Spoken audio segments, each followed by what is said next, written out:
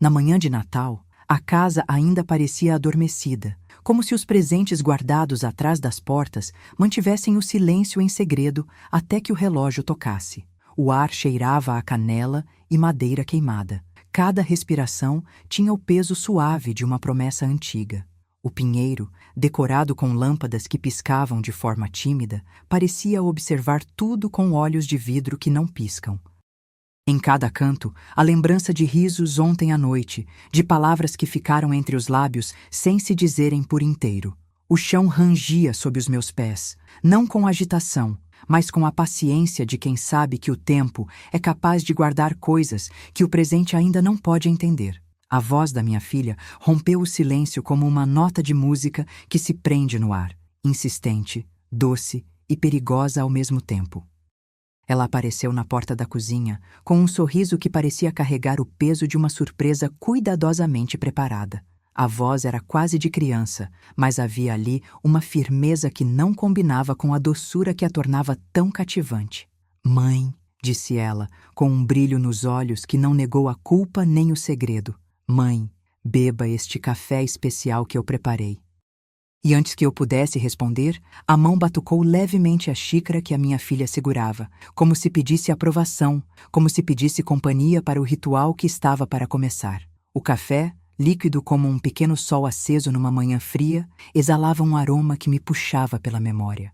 Não era apenas café, parecia uma composição de cinzas de Natal e risos que insistem em permanecer, mesmo quando as histórias mudam de tom.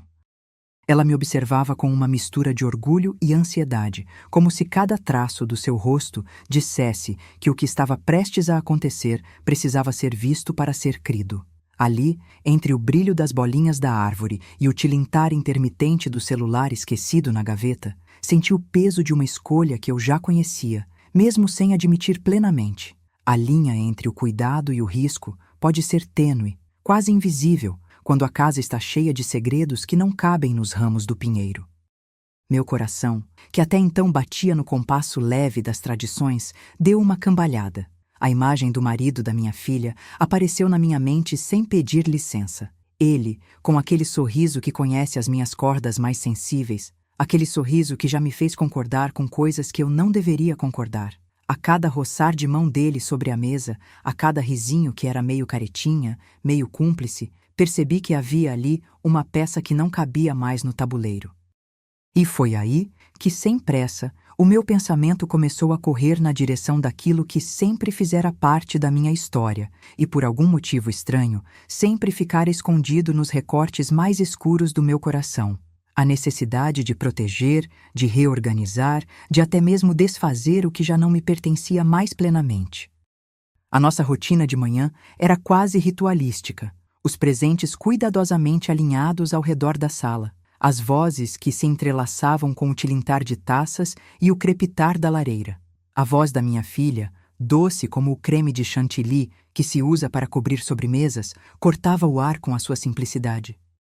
O café era o símbolo dessa simplicidade, uma bebida que deveria inaugurar o dia, que deveria reforçar a ideia de que tudo continua, que a família permanece mesmo quando as pessoas mudam de papel. E ali, o meu corpo inteiro respondeu de uma forma que o meu cérebro não tinha previsto. Deu-me uma ideia que parecia clara e, ao mesmo tempo, um pouco cruel, como se a razão tivesse feito uma visita rápida para deixar uma semente que não ia germinar de imediato. Troquei as xícaras com o marido dela. A frase que eu não permitia que saísse sem antes ser dita, saiu como se tivesse sido escrita em outra língua, e, de repente, se tornou uma verdade que precisava apenas de uma mão que a transformasse em ação. Foi uma escolha que surgiu num intervalo entre suspiros, entre a lembrança de um beijo que não havia, entre a necessidade de manter a ordem das coisas, entre o desejo de que, de alguma forma, o dia tivesse um desfecho que eu considerasse justo, não necessariamente justo para todos, mas justo para mim, para o meu próprio senso de proteção, para os meus próprios segredos que se agarravam às sombras da casa como aranhas tecendo uma teia invisível. Trocar as xícaras não foi apenas uma transação física, foi uma transferência de destino efetuada com as mãos que, por algum tempo, aprenderam a reconhecer as linhas invisíveis que ligam uma pessoa à outra. O meu toque, que deveria ser apenas de carinho, transformou-se de modo quase imperceptível em um gesto de intervenção, uma troca que não era apenas de objetos, mas de tempo, de consequências, de uma verdade que eu não tinha coragem de enfrentar de frente. O café que eu bebi não tinha o mesmo calor que aquele que a minha filha havia preparado, e essa diferença, sem eu perceber, começou a se instalar dentro de mim como uma semente que cresce sem que a gente perceba, até que já seja tarde demais para pedir desculpas ao que foi esquecido ou negligenciado. Naquele dia, a casa respirou com uma tensão que não era explícita, mas que se fazia presente em cada respiração pesada, em cada olhar que se prendia na silhueta do marido da minha filha, quando ele passava pela sala, em cada risada que parecia se transformar num riso contido, quase silenciado, pela magnitude do que estava acontecendo sem ser dito. O Natal, que deveria ser o símbolo da continuidade, da família reunida em torno de uma mesa, parecia encapsular, de forma cruel, a ideia de que algumas ligações são tão frágeis quanto vidro velho exposto ao frio, belas por fora, cheias de rachaduras por dentro, prontas para se quebrarem ao menor toque incorreto. Eu costumava acreditar que o que importa num lar não são os gestos grandiosos, mas as pequenas escolhas diárias que, somadas, constroem a vida de alguém. No entanto, naquele instante, enquanto o vapor do café subia em espirais pequenas e efêmeras, percebi que as escolhas podem ser punhos de ferro escondidos sob luvas de seda, capazes de esmagar o que é mais precioso sem que ninguém perceba a força real por trás do toque. E foi nessa percepção que o meu corpo respondeu de forma quase automática, uma mistura de culpa e alívio, de medo e determinação, que me fez segurar a xícara com a firmeza de quem sabe que, uma vez tomada a decisão, não há como recuar sem deixar que a verdade escape junto com o vapor que sobe, lenta, do líquido quente. O dia seguiu, e a casa não foi mais a mesma. Pequenos gestos ganharam uma gravidade incomum. O jeito como a filha cruzava o salão para pegar as bolachas, a maneira como o marido dela falava baixo quando eu entrava na sala, a distância que se formou entre a gente, como se as cadeiras tivessem criado um espaço de reserva entre quem sabe demais e quem finge não saber. E no fundo, longe de qualquer testemunha, a pergunta pairava no ar. O que eu havia feito realmente ao trocar aquelas xícaras? Não era uma pergunta que se pudesse responder com facilidade, nem com a tranquilidade de quem dorme bem com as próprias escolhas. Era uma pergunta que começava a abrir uma fenda na minha confiança, que prometia não terminar em um simples esclarecimento, mas em algo que mudaria o curso do que eu considerava seguro, o que, por si só, já era suficientemente perturbador para não abandonar o meu peito. E então, no meio do brilho das luzes cintilantes, o ritmo da manhã continuou, e o tempo parecia se expandir de forma indelicada, como se a casa respirasse com a expectativa do que viria a seguir. A minha filha se afastou por alguns instantes, para conversar com o marido em voz baixa, como se calculassem cada palavra para não ferir a percepção de quem ainda não sabe o que está prestes a acontecer. Eu, por minha vez, mantive-me a uma distância que não era de afastamento, mas de observação. Observação que, de uma forma tão humana quanto injusta, me permitia ver o que poderia acontecer sem ter que encarar de frente o que realmente fizera. E, por fim, o motivo de tudo aquilo, ainda não declarado, parecia se esconder nas 4 paredes da cozinha, nos objetos que foram tocados repetidamente, nas palavras que não se repetiram. O Natal dava a tudo uma aura de destino, aquela certeza de que certas ações não se perdem no tempo, mas se prendem ao tempo, como uma sombra que não pode ser afastada pela luz de uma manhã que insiste em ser brilhante. 30 minutos depois. Os minutos que se seguiram foram de uma quietude quase cruel, como se a casa acompanhasse meu coração em uma cadência irregular. O aroma do café, que antes me acolhia como uma promessa, revelou agora uma nota estranha, doce demais, sombrio na lembrança, como cinzas que ainda insistem em respirar. O marido da minha filha permaneceu com a taça nas mãos, mas o brilho do sorriso dele parecia falhar a cada respiração, como se a bebida tivesse afundado uma coisa que ele não queria admitir estar ali. Ela, a filha, aproximou-se da mesa com passos contidos. olhos que pesavam sobre cada gesto meu e dele, a busca constante por uma verdade que ainda não desejava ouvir. Você bebeu? Perguntou sem gravidade, mas cada sílaba carregava o peso de uma suspeita que já estivera escondida entre risadas e presentes. Eu, que havia trocado as xícaras para mudar o destino do dia, senti o instante se esticar, se transformar em um filme onde cada quadro é uma decisão que não pode mais retornar. O meu peito ressonou com um vento frio quando o líquido tocou minha língua. Não houve dor física, mas houve uma percepção aguda de que algo tinha sido decidido naquela manhã, acima de minhas palavras. O calor do café espalhou-se pela garganta, subiu pela língua, e por um breve momento, a sala pareceu perder o brilho habitual, como se as lâmpadas fraquejassem diante de um segredo que ninguém ousava nomear. A cada sorriso nervoso do marido, a cada troca de olhar entre a filha e ele, a sensação de estar observando um ritual antigo, manchado por uma nova intenção, ficava mais presente. Eu me peguei segurando a minha própria xícara com uma firmeza que não era de alegria, mas de proteção. Não era apenas o cuidado com minha filha que me guiava, era o reconhecimento de que, ao manipular aquele pequeno momento, eu havia entrado em uma zona onde as regras da casa não pertencem mais a apenas uma pessoa.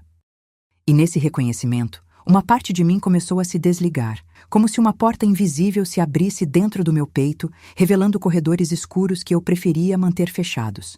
O silêncio tornou-se uma presença física, pesado, quase viscoso, envolvendo a mesa, o sofá, o pé da lareira. A filha não falava mais, apenas observava. O marido, tentando manter a normalidade, trocava palavras sem cadência, como quem tenta recompor uma peça que já não se encaixa. E eu, mantendo o papel que a manhã me exigiu, ouvi meu corpo responder sem pedir licença, uma mistura de culpa, alívio e uma curiosa saciedade pela ideia de que, talvez, eu estivesse dando ao dia a possibilidade de se manter estável, ainda que sob uma sombra. Então chegou o momento de uma respiração mais profunda, quando a respiração deixa de ser suficiente para manter o segredo escondido. O tempo pareceu alongar-se, e a casa, com cada estalo da madeira, revelou o que uma manhã não ousava dizer em voz alta, que os dias felizes também podem carregar feridas invisíveis, que certas escolhas não desfeitas não voltam a ser simples costumes, mas marcas profundas gravadas na memória do lugar onde tudo começou. E ali, entre o vapor que subia do café e o brilho hesitante da árvore de Natal, cada pessoa presente começou a entender que aquele Natal não terminaria como antes, que o ritual havia se tornado profissão de fé, de um segredo que não pode mais permanecer apenas na cabeça de alguém. A quietude que se seguiu aos 30 minutos pareceu ganhar a casa como uma camada de neblina invisível, envolvendo cada objeto, cada respiração, cada passo que ousasse romper o silêncio.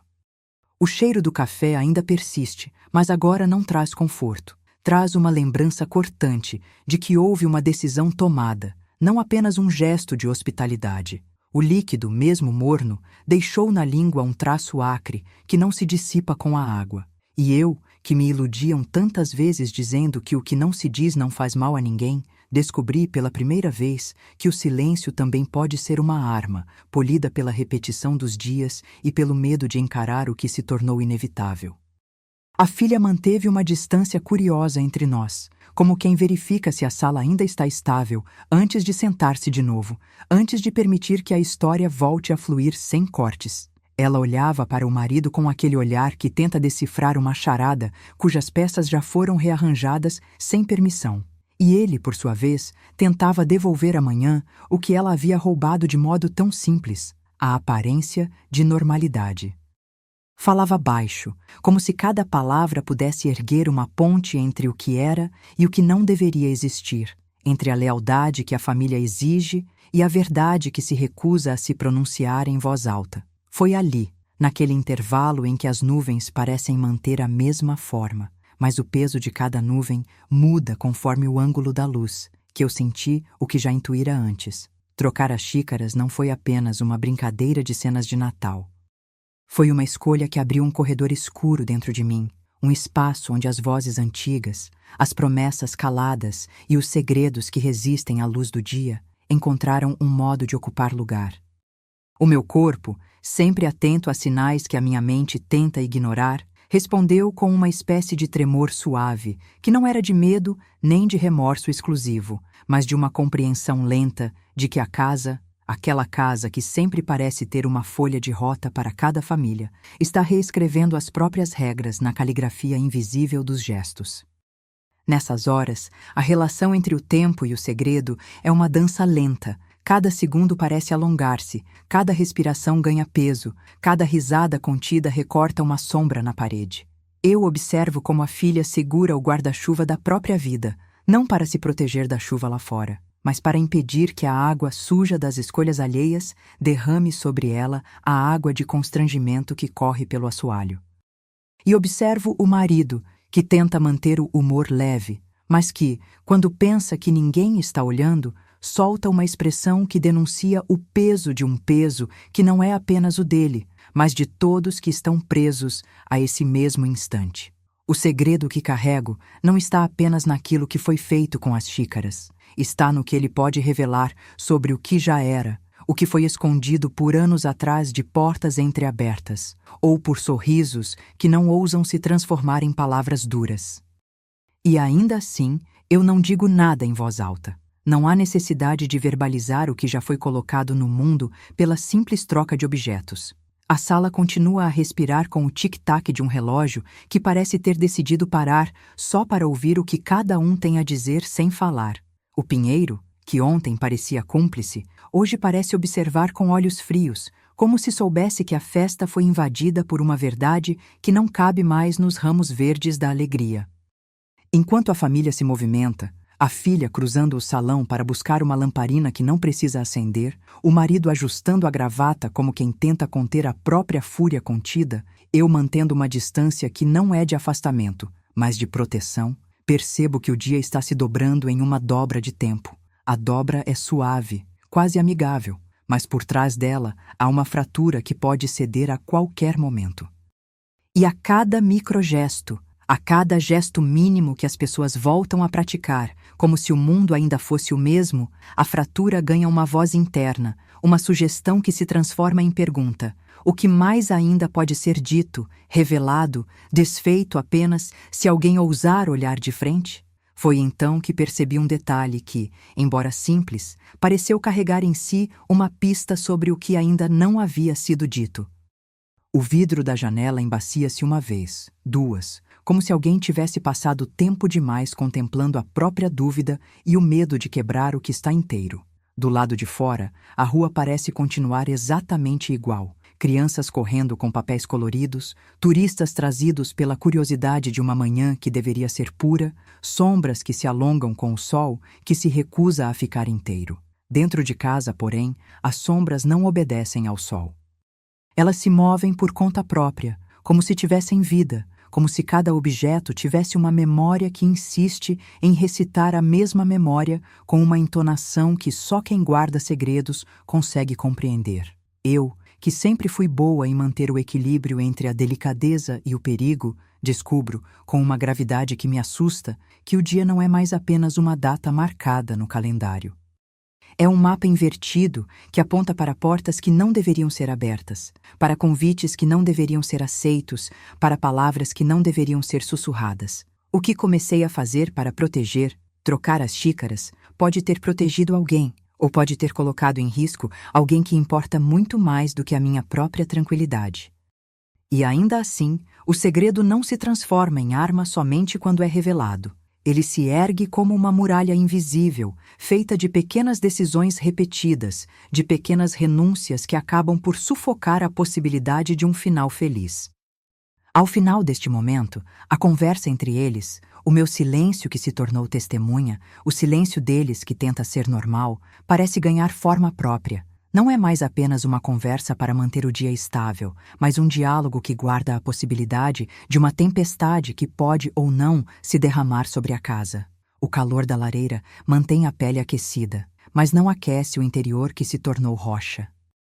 E eu, ainda segurando a taça que a minha filha não reconhece mais como a minha, percebo que o próximo passo do dia não depende do que eu digo, nem do que eles dizem, mas do que eu decido fazer com aquele segredo que ainda respira entre as paredes. No silêncio que se estende, uma porta parece range apenas o suficiente para revelar que algo fora do previsto está prestes a atravessar o limiar. E eu continuo, com a mão firme ao redor da xícara, observando o momento em que cada pessoa volta a respirar como se fosse possível respirar sem carregar o peso de uma verdade que ainda não se quer encarar, mas que já não pode ser ignorada. O Natal, com seu brilho de glitter e promessas, continua a cumprir o seu papel sombrio, iluminar o que há de mais frágil em nós e, ao mesmo tempo, ocultar o que não deve sair do armário da nossa história. E eu penso de modo quase audacioso que talvez este dia não tenha terminado de nos ensinar o que significa proteger quem amamos, mas sim que o preço de proteger pode ser pagar com a própria inocência que ainda resta em casa. O tempo, que parecia ter apressado os passos durante a manhã, recuou agora, como se a casa respirasse fundo antes de exalar uma verdade que se acomodou nos cantos mais escuros. O café ainda estava ali, morno, convertendo-se em testemunha muda de tudo o que aconteceu sem ser notada como testemunha. Eu, que até pouco tempo tentara manter a superfície lisa, senti o peso de uma decisão que, apesar de não ter sido tomada em voz alta, já pesava sobre cada objeto, sobre cada silêncio entre a filha e o marido, sobre cada respiração que se misturava ao vapor que subia do copo. A filha, sempre tão presente, encontrou-se novamente no centro do cenário, mas desta vez como alguém que percebe que a serenidade externa é apenas uma cortina para o que não pode mais ficar escondido. Ela não olhou para mim com o brilho cúmplice de outrora. Olhou para mim com aquela mescla de medo e curiosidade que trai alguém que já sabe onde o segredo se aloja, mesmo que não o reconheça de forma consciente. O marido, por sua vez, continuou a manter o humor que tentava parecer leve, mas que, quando a luz pousava nos seus olhos, revelava uma tensão que não era apenas a pressão de um dia festivo, mas a gravidade de uma convivência que precisava de uma nova regra. Eu respirei fundo, sabendo que aquele respiro não era apenas para manter o corpo estável, mas para decidir quais palavras não iriam romper o que ainda parecia conservar-se em ordem. Foi então que percebi, com uma clareza dolorosa, que a minha escolha de trocar as xícaras não era apenas um gesto capturado pela memória do dia. Era um convite para que o destino mostrasse, pela força bruta do tempo, aonde aquele segredo poderia nos levar. Se houvesse uma linha entre cuidado e manipulação, eu havia atravessado, não com bravura, mas com a convicção de que proteger alguém também pode significar proteger a ficção que nos impede de olhar para a verdade. A filha se afastou alguns passos, como se quisesse encarar o que a sala escondia, sem admitir a coragem necessária para mergulhar de cabeça no que poderia desmoronar aquela manhã inteira.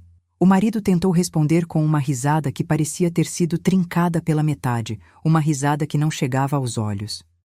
Eu, por outro lado, permaneci em silêncio, segurando a minha taça com uma firmeza que já não era apenas resistência, mas uma assinatura de algo que iria além do que eu tinha o direito de decidir naquele instante. O segredo, que antes era apenas uma sombra arrastando-se pela parede, começou a ganhar forma, não como uma figura clara, mas como um recado gravado na madeira da mesa, um peso que se devolve a quem o carrega e não pode ser simplesmente esquecido. O tempo, que parecia ter se dobrado para caber na existência de cada pessoa ali, começou a anunciar o que viria sem dizer. O vidro da janela, que refletia a rua com a aparência de inocência, trouxe, naquele intervalo, uma lembrança remota, de outras noites de Natal, em que segredos tinham criado um mapa que conduzia a decisões que ninguém queria enfrentar. Hoje, o mapa parecia ter ganhado tinta nova, traços que apontavam para portas que ninguém mais ousava abrir, corredores que prometiam sombras ainda mais profundas.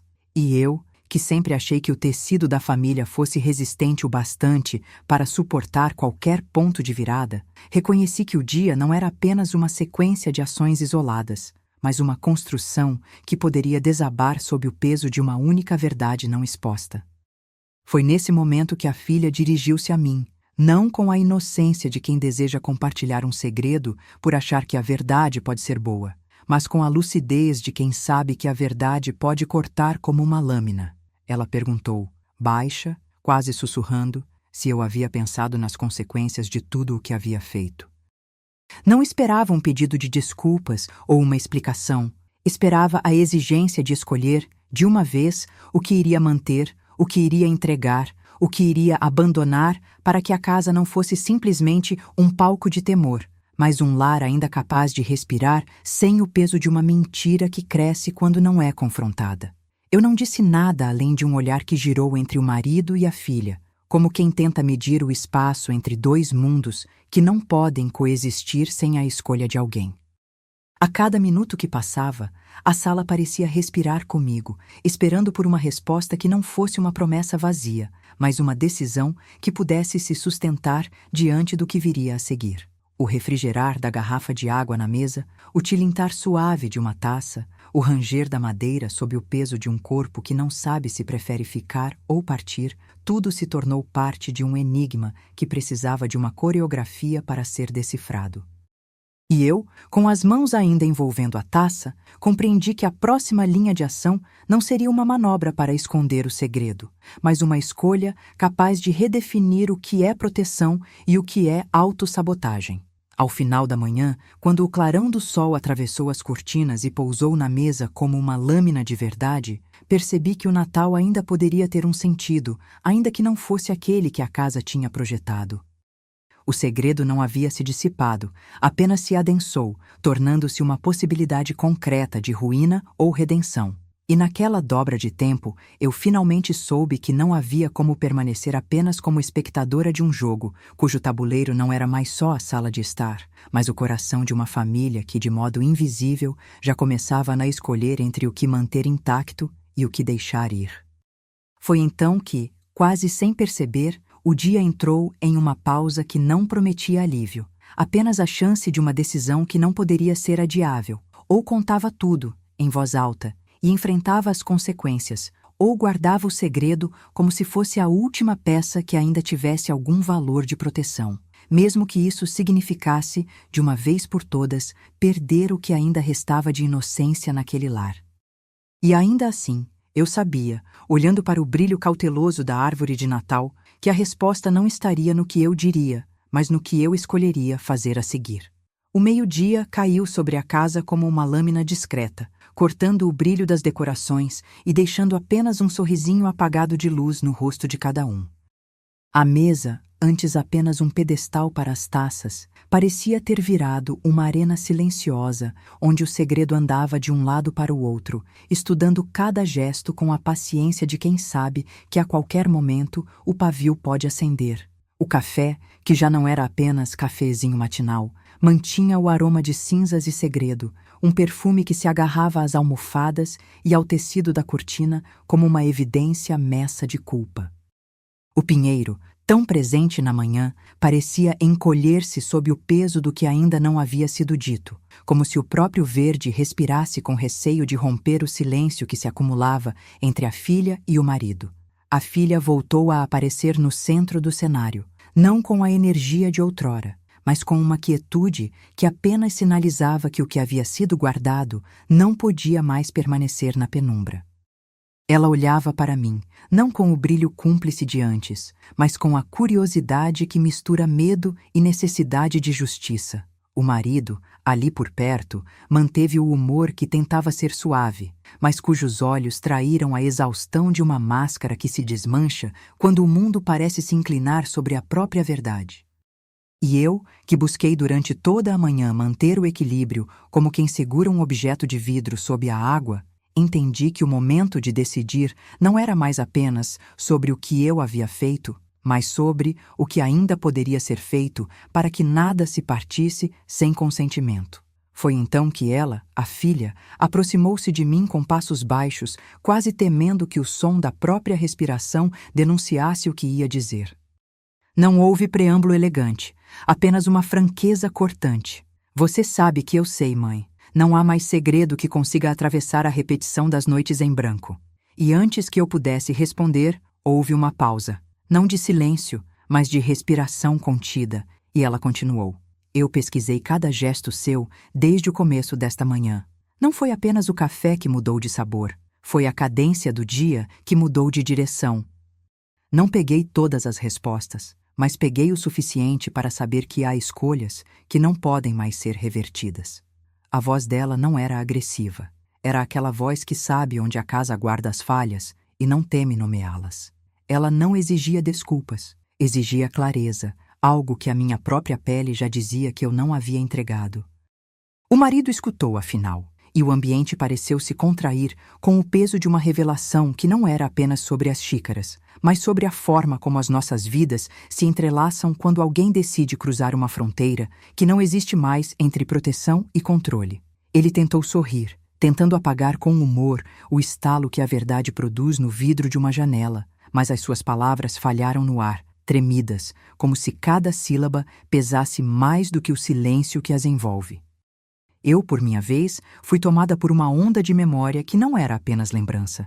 Era o desenho de uma rota antiga que eu havia traçado para me proteger, ainda que, naquele instante, eu pudesse ver que essa proteção era apenas uma máscara para o que eu temia enfrentar.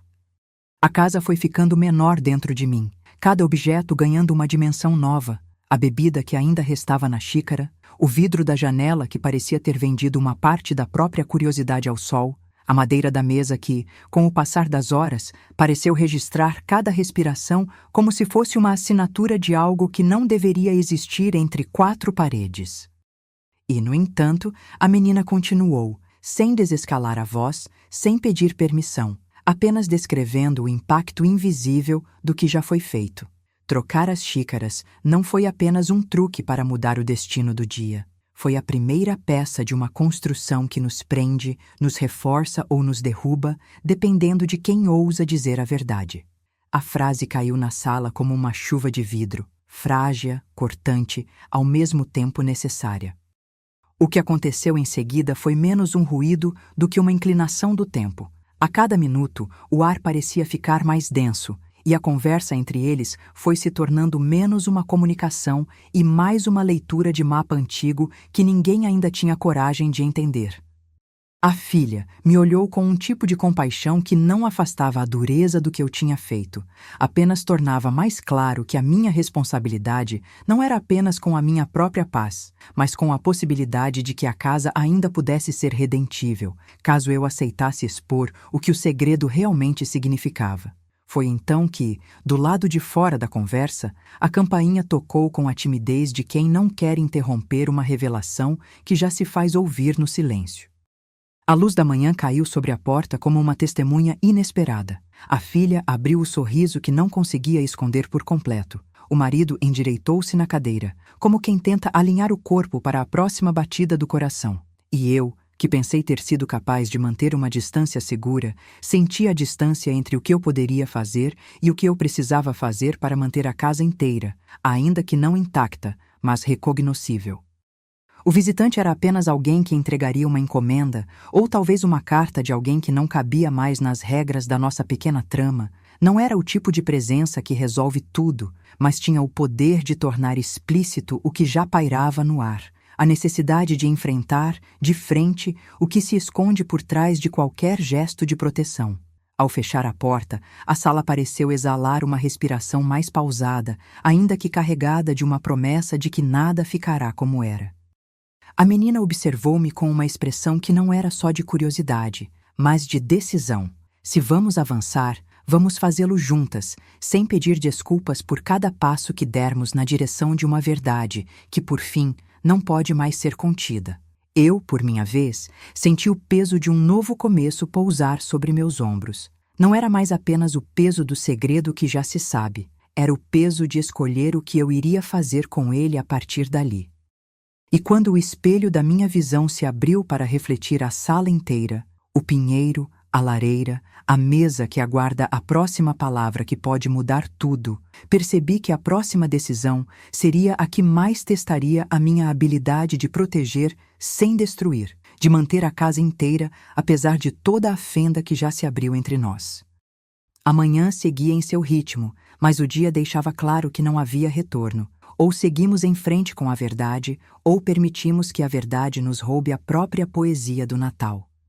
E ali, naquele instante compartilhado entre o peso do segredo e a respiração que ainda se mantém constante, decidi que o próximo passo não seria silencioso, mas claro, não seria apenas para defender alguém, mas para defender a possibilidade de que, ainda que tudo desmorone, a casa possa ter, ao menos, a coragem de admitir o que é necessário ouvir. O tempo parecia ter ficado mais denso do que o ar, como se cada átomo de luz pudesse carregar uma sentença pendente.